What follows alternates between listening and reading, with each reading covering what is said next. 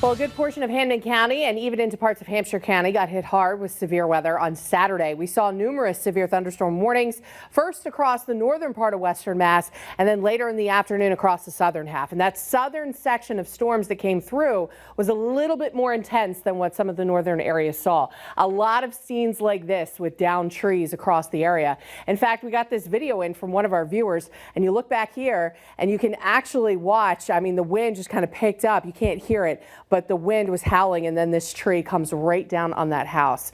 This was actually in 16 acres in Springfield, but then of course as you went farther east, out toward Palmer, out toward Ware, definitely a lot of the same situation. Now, a lot of people always ask, well, it seemed like it was a tornado that came across the area. A lot of times storm surveys need to be done, but looking at all the different ingredients from that day, going back and looking at the radar and how everything played out and looking at the damage, every time you get a thunderstorm, you have wind that goes up and down inside the cloud very, very rapidly. Now, the more intense the storm, the more intense the wind. Sometimes that wind comes shooting out of the bottom of the cloud and spreads out in all directions. Typical thunderstorm wind. When we get a severe thunderstorm, that wind can certainly lead to damage. But sometimes within some of these storms, you get a little bit more intensity with that wind. Some of that wind can get up to 70, 80, or even 90 miles an hour. We refer to that as a microburst. It's usually over a very small area, 2.5 miles.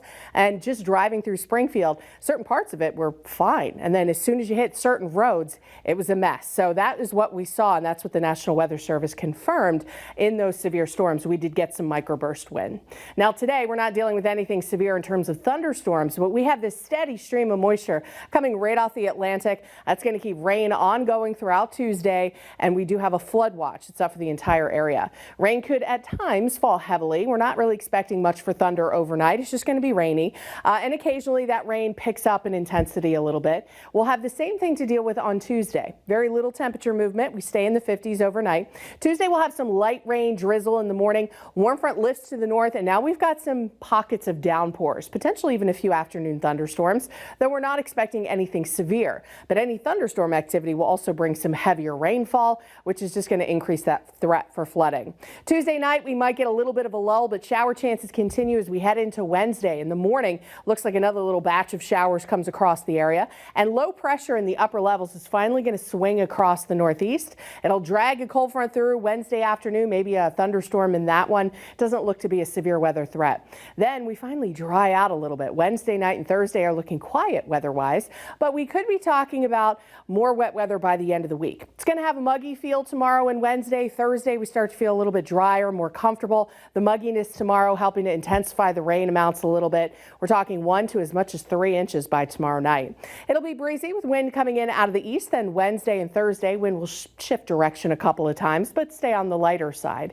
Now, a cold front stalled along the coast, low pressure moving up along it. Could bring another swath of rain as we head into Friday and the first half at least of Saturday. But it looks like a pattern shift will occur this weekend. And Mother's Day, we start drying out. Then we go into a stretch of dry, warmer weather. Back to you guys.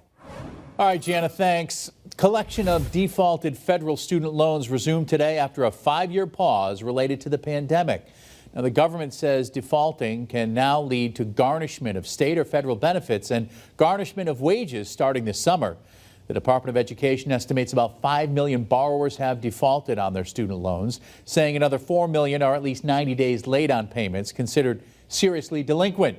If a person's worried about defaulting, experts say they could look into an income-based repayment plan, payment pauses called deferment or forbearance, or consolidation or refinancing.